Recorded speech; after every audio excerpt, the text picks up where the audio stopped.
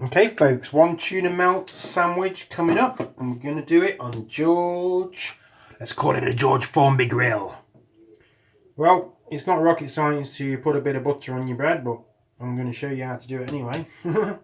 So, get your butter and spread it on your bread.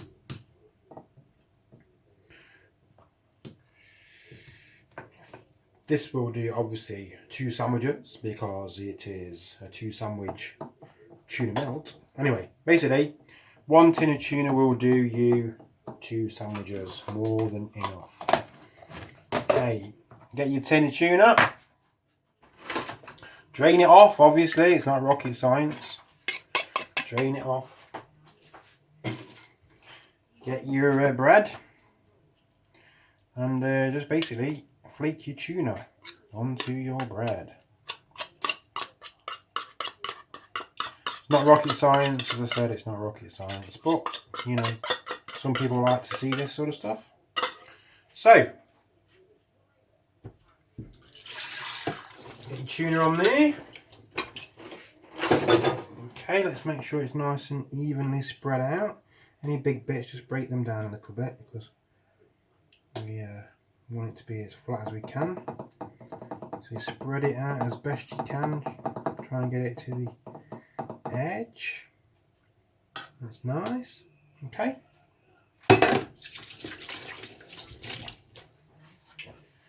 Then you can do this with any cheese. It's not hard. I prefer to use cheese slices, and just put one on each side. Put your sandwich on. Okay, now here's the trick with the George Formby.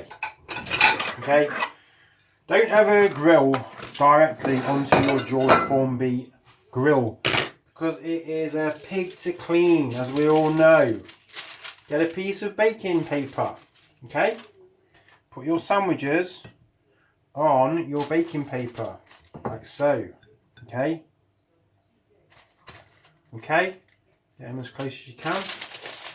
Put your baking paper over your sandwich. Then place your sandwiches onto the George Formby grill, like so. Okay, just show you there, look. Baking paper, George Formby grill. Put your grill down. Okay, let's give it probably 5 minutes or so, and I'll come back and show you the results. Okay, so we've actually probably give it about 10 minutes now, but I'm just going to show you what we're dealing with here. Okay, nicely browned up. I'm just going to give them about another 2 or 3 minutes and then we will be done.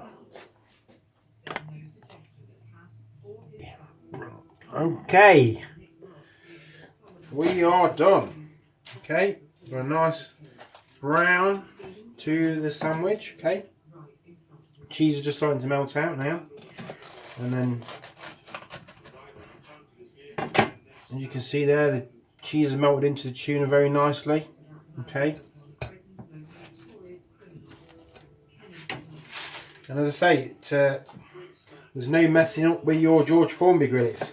Throw the paper away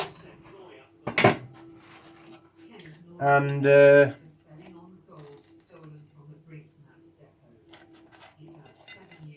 we are done. So yeah, that's it. Straight away to George off. Obviously give it a quick wipe, but it stays in very good condition. I mean, I've had this grill for probably about 6 months now, and honestly, I don't fry anything on the bare metal. I always, well, cook, grill, fry, whatever you want to call it. Do everything on here, do burgers, bacon, sausages. I even fry my eggs on here. But I always use a bit of baking paper before I put it on there. This way, there's no mess, because trying to clean this is just an absolute pig. And there's your results. There's a beautiful tuna melt sandwich, which I'm going to enjoy with a little bit of mayonnaise.